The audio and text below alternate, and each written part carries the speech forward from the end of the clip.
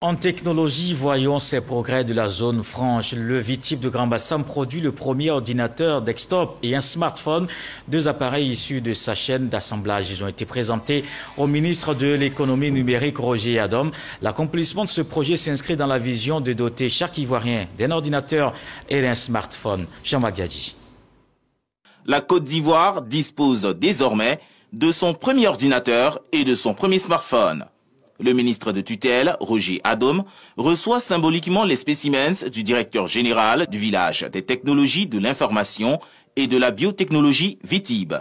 Les smartphones et ordinateurs Made in Côte d'Ivoire ont été confectionnés dans une usine d'assemblage agréée par la zone franche du Vitib. Leur particularité, la prise en compte des réalités sociales et des langues ivoiriennes. L'objectif ici, à travers les langues, c'est de permettre en fait à ce que les gens puissent commander le téléphone à travers un système de reconnaissance vocale, un système de synthèse vocale qui a été développé.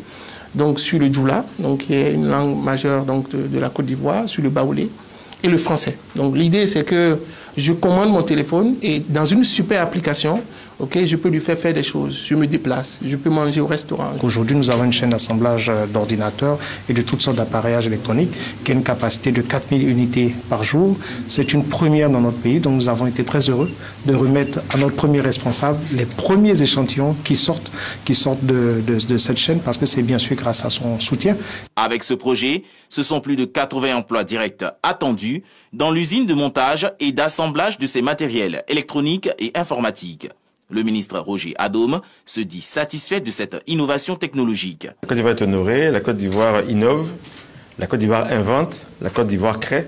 Donc je pense que c'est ce que vient de prouver la société Serco dans les locaux du Vitib, donc à Grand Bassam. Donc voilà, on a montré que nous pouvons faire de belles choses. C'est une belle illustration. Donc on ne peut être que fier et honoré de cela.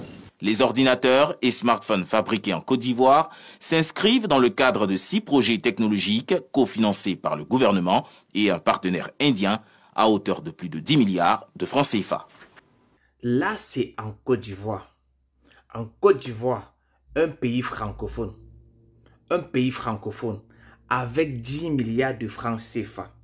10 milliards de francs CFA, les Ivoiriens ont réussi à construire une usine d'assemblage d'ordinateurs et de smartphones avec 10 milliards. Avec 10 milliards, ils l'ont fait. Pourquoi est-ce que le Cameroun ne peut pas faire la même chose? Pourquoi le Cameroun ne peut pas aussi imiter les Ivoiriens? Pourquoi les Camerounais, le gouvernement camerounais, pourquoi est-ce que le gouvernement camerounais ne peut même pas tricher ce que les autres font? Les gars préfèrent s'enrichir en endettant le Cameroun. Pour continuer, on va écouter Piment Noir, car je fais cette vidéo en collab avec lui. Écoutons-le. Voilà, tonton Chamalois, quand il y a nos frères ivoiriens qui utilisent 10 milliards pour construire une usine où on va fabriquer les Android et les ordinateurs, alors qu'ici là, nous on a utilisé 75 milliards pour bailler les ordinateurs en question. Donc, il n'y a pas les smartphones, tout ça. Avant de bailler les frais de transport et les intérêts à la banque, comme on a dû le prêt, pour que nos enfants puissent rembourser après. Parce que je suis sûr que ce n'est pas notre génération qui va rembourser, ce sera la génération de nos mounas. Mais dans tout ça, je vois, c'est comme si tu veux crier le manque de patriotisme et le manque de vision. Ce n'est pas le manque de vision. C'est que dans la République, je m'en foutiste du Rwanda-Foukistan, nous avons été hantés par un chiffre. Parce que quand les élections présidentielles arrivaient, en 2018, là, le gouvernement du Rwanda-Foukistan a voulu préparer les élections depuis 2016 en promettant les ordinateurs aux gens qui s'inscrivent à l'université, les big boys du Lewa. Et ça devait s'arrêter net en 2018. C'est pour ça que tu as fait juin 2018 comme ça là, que les ordinateurs étaient prévus pour arriver alors que les élections c'était en octobre. Oui, comme les élections c'était le 7 octobre là. Il fallait donc, on a donc le fameux Ndongo qui est Kem promettre les ordinateurs à nos boys du Lewa. Mais le matin dans ça c'était quoi? Ce n'est pas que les Ivoiriens flex ou qui sont plus patriotiques ou qui ne volent pas comme au Rwanda-Foukistan. C'est que au Rwanda-Foukistan en 2018, si tu as bonne mémoire, il y a un chiffre là qui est quand même hanté le Rwanda-Foukistan. Il y a là, ça a tout détruit en fait. C'était le nombre 32. Ouais, c'était le nombre 32. Quand tu y es d'abord, c'est pour ça que les disques durs en question n'ont pas débordé 32 gigas. Les disques durs des fameuses calculatrices électroniques, les disques durs de ça, c'était 32 gigas. Mais l'usine, là, on a forcé, fatigué pour que ce soit 500. On a vu que 32, là, ça pouvait être l'équivalent. C'est tout ça. Donc, il faut éviter un peu souvent de vouloir insulter les Wanda-Pakistanais. Parce que il y a déjà tonton Morika Scofield qui a créé là-bas que c'est un manque d'ambition. Le 10 février 2016, Barthélemy Understand, MC Alzheimer avait promis tout ceci et cela. C'est que MC Alzheimer et tout ça, avec le temps, quand tu dures trop quelque part, même les esprits qui aiment se greffer dans ça. Et quand les esprits qui aiment se greffer, il devient impossible de gérer un pays comme ça là. Tu n'es un peu le chamalois. Donc, dans le système biocol là, comme tu dis, moi, c'est ce que moi je pense à ça. Parce qu'on pouvait construire dans les universités du Wanda-Pakistan des usines de montage pour permettre aux boys voilà, surtout les boys de Polytechnique, là, les boys qui font un peu dans la technologie. On crée les trucs comme ça là. Ça va permettre, là-bas, ils ont dit que ça a généré 80 emplois directs pour 10 milliards dans la construction des smartphones et tout ça qui doit encore baisser le chômage. Imagine alors ça dans 10 universités du Wanda-Pakistan. Ça fait 800 emplois directs. Donc 800 jeunes qu'on ouvre déjà, c'est comme ça pour all la life. Hein? 800 emplois directs comme ça là, sans compter le développement de la technologie à long terme. Piment Noir a tout dit. Il a tout dit. Je vais maintenant vous montrer ce que sont devenus ces ordinateurs de 75 milliards. Regardez. Université de Yaoundé 1 ce lundi matin. Les étudiants nouveaux et anciens se dépêchent pour rattraper le tout premier cours de la semaine. Sous les escaliers qui mènent aux amphithéâtres, des spécialistes d'un autre genre, des docteurs capables de redonner vie aux ordinateurs PB-HEV. Sur les étals, des épaves de ce qui était jadis un beau geste du chef de l'État. Ces PB là, ça n'a pas vraiment été bien pensé, ou même si c'était bien pensé, ça n'a pas été bien implémenté. Déjà la conception de ces, si je peux appeler ça ordinateur, a été raté. De deux, dans les campus universitaires, on a dit qu'on a partagé aux étudiants. Dans les campus universitaires, la couverture réseau Wi-Fi qui devait assurer ça, il n'y a jamais eu. L'université était l'un des tout premiers à recevoir ce don du président Paul Biya. 6 années plus tard, l'outil pédagogique, s'il existe encore, ne l'est désormais qu'en pièces détachées. Et pour cause. Et ces PB ne tiennent même pas, puisqu'on retrouve ça déjà en épave partout. Des écrans qui ne tiennent pas, la batterie qui ne tient pas. Sans compter tous les vols qu'il y a derrière, on vend à Kennedy, on vend en Centrafrique. Un outil de travail qui ne fait presque plus partie des accessoires de l'étudiant. Quand je l'utilisais, en dehors de la RAM et la mémoire, c'était passable. Donc je n'avais pas... C'était portable quand même. L'initiative était du programme e-National Aya Education. Si elle a permis de connecter de milliers d'étudiants à travers le pays, elle montre désormais ses limites. Vous avez donc vu ce que sont devenus les PB-HEV. Vous avez vu, ok? Et jusqu'aujourd'hui là, les gars n'ont toujours pas mis le Wi-Fi au campus, dans le campus. Les gars devaient donc utiliser le cloud comment? S'il n'y a pas le Wi-Fi au campus, s'il n'y a pas le net au campus, les gars vont donc faire comment? Vous voyez donc que ces mecs étaient seulement dans la roubladise. Les gars étaient comme ça dans le schéma, dans le fait, dans la frappe, dans le vol. Pendant des mois, les gars ont dit comment le disque dur est rattaché au cloud, qu'il faut le cloud, le cloud, le cloud, le cloud, le cloud. Et les Sardina disaient aïe. Les Sardina disaient aïe. Jusqu'aujourd'hui, il n'y a pas encore le Wi-Fi dans les campus au Cameroun. En 2018, janvier 2018, je dis bien janvier 2018, le professeur Kamto avait dit ça.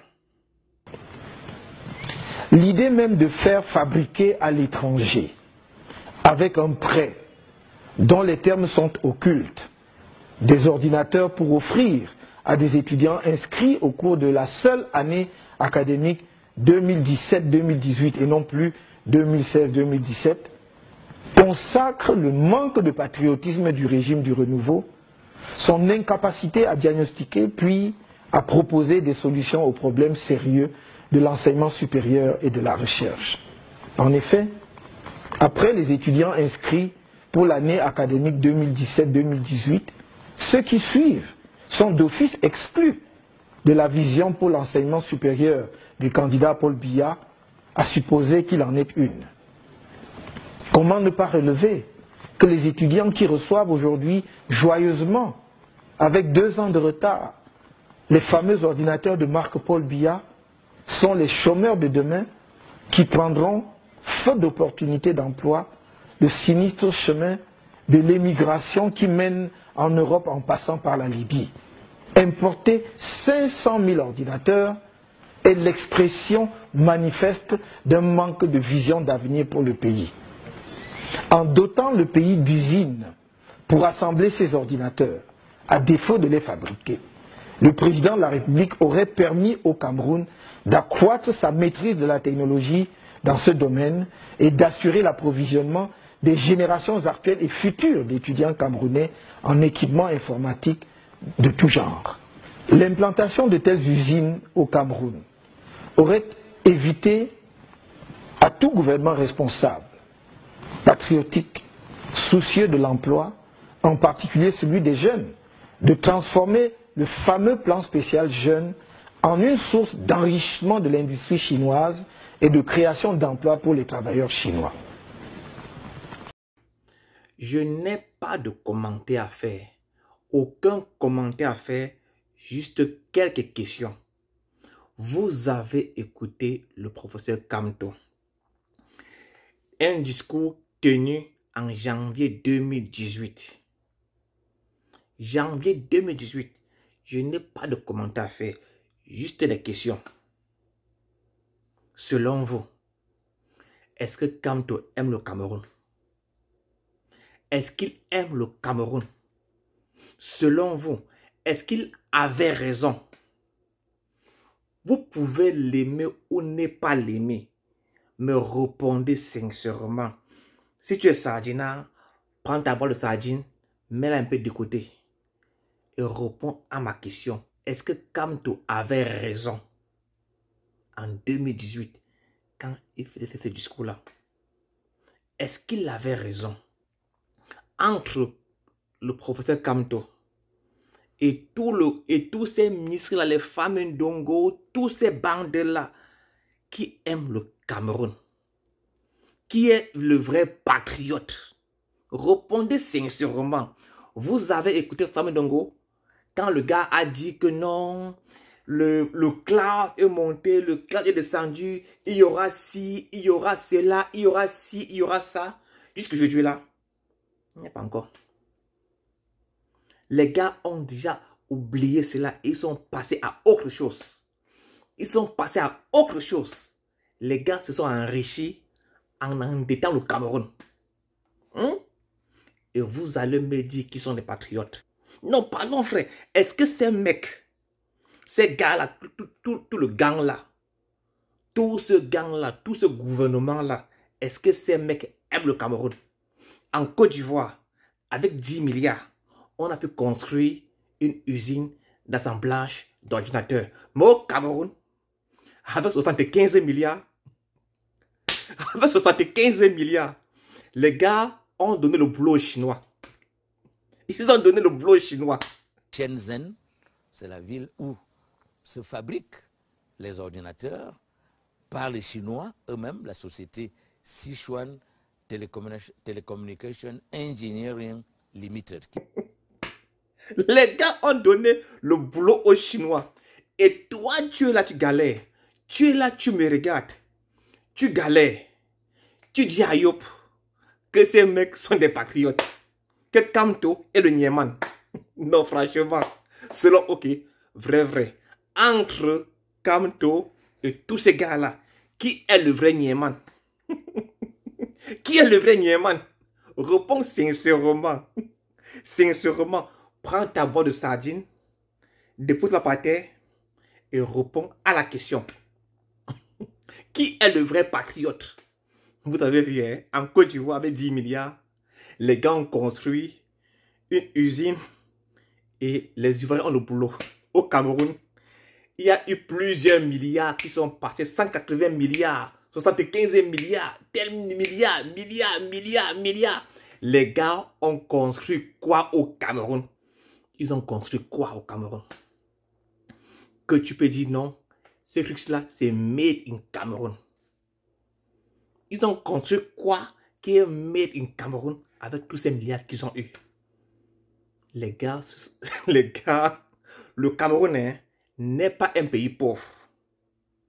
Mais les gars l'ont appauvri. Le Cameroun au départ n'était pas un pays pauvre, mais il a été appauvri par ces gars comme Ayopolis. Passez une bonne journée. Et si tu es fâché, en colère, tu sais ce que tu as fait. Mets seulement ton insulte en commentaire.